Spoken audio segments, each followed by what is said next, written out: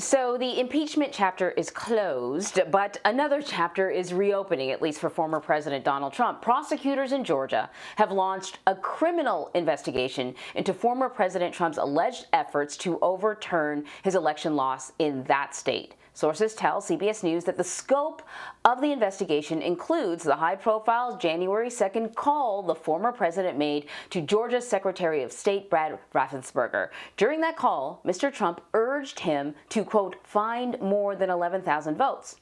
All right, so let us turn to Keir Dougall now. Keir, the Fulton County District Attorney, Fani Willis, sent a series of letters to state officials last week, alerting them to the investigation. She did not mention Mr. Trump by name, but she outlined a broad investigation.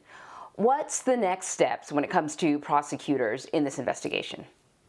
Right, so the next steps are typically to, use a grand jury to issue subpoenas for records, for documents, conduct witness interviews, and then farther down the road, put witnesses in the grand jury and take their testimony under oath. Those are sort of the typical next steps in an election, in a fraud investigation. This one focuses on, based on the letters and the circumstances that we know, it's looking at election fraud. But the idea is to use a grand jury, which is a very powerful tool. One which you can with much more reliability get witness testimony than maybe you might see in another proceeding, the proceedings we've watched as a nation in Congress. But those are the next steps in the grand jury. And part of sending out those letters is to basically give people fair warning. Don't delete anything.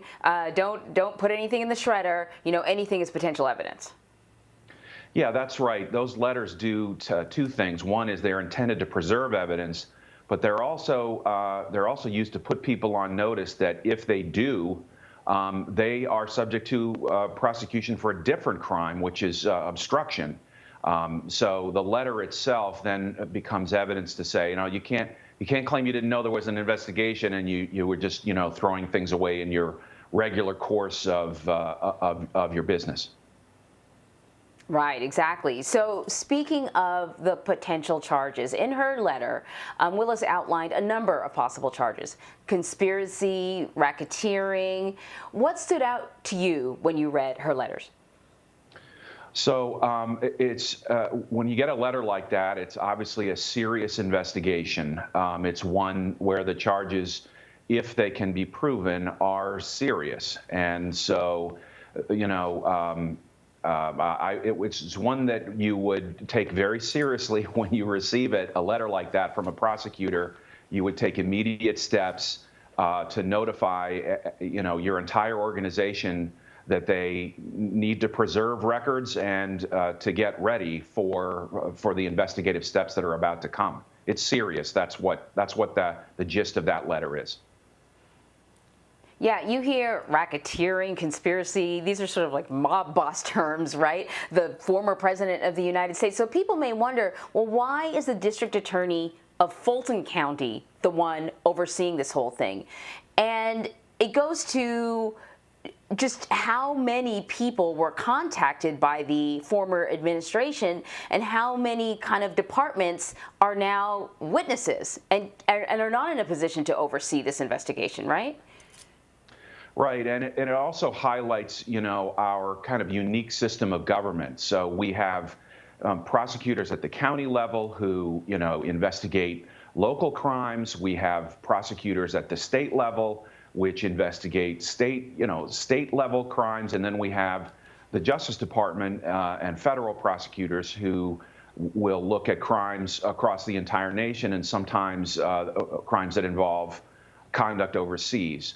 So you see, we have multiple layers of prosecutive authority in the United States, which gives some redundancy, but it also gives some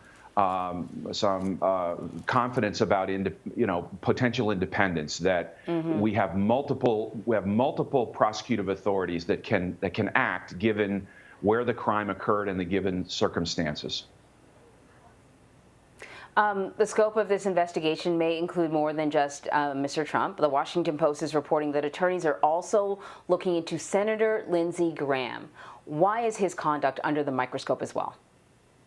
Right. So the background here, from the reporting, as I understand it, is that Senator Graham had an earlier call with Georgia election officials where there are some disputes about what was discussed. And from the reporting, there isn't a tape or a recording as there is with the call with President Trump, which will make that particular call more difficult for prosecutors to pursue because there'll be disputes over what was actually said.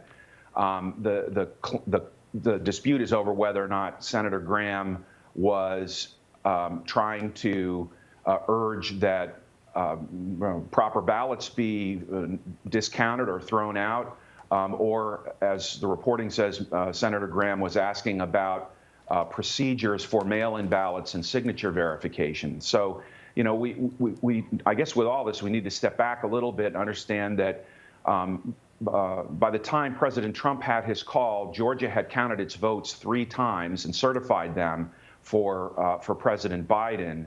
And so, you know, the questions over the conversation with President Trump are going to be,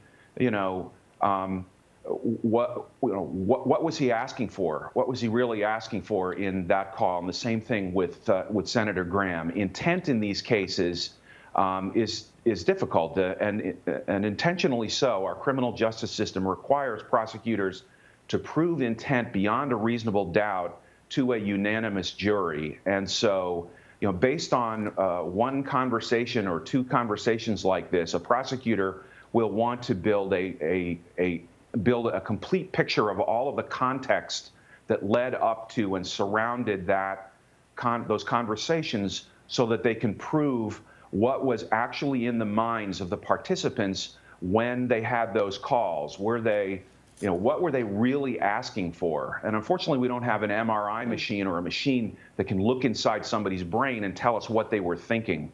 That's what makes these cases, difficult. Yeah, definitely.